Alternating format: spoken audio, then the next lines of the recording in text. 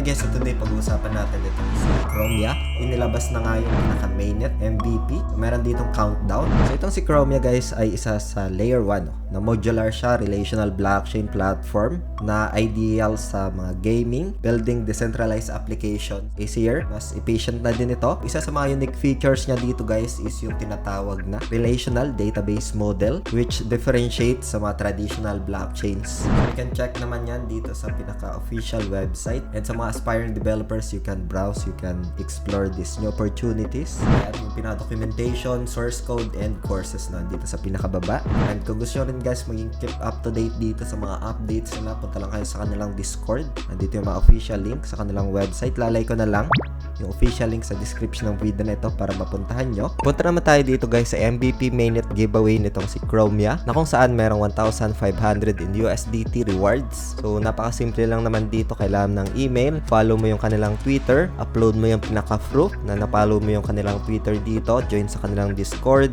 kanilang Telegram, retweet mo yung kanilang MVP mainnet announcement, tapos itag si Chromia. And dagdag mo lang dito yung hashtag na Chromia MVP mainnet CHR. Nandito naman sa pinaka-form yung official link ng kanilang post regarding dito sa updates na ito. Panglima guys is that to comment and tag 3 friends on the MVP mainnet announcement.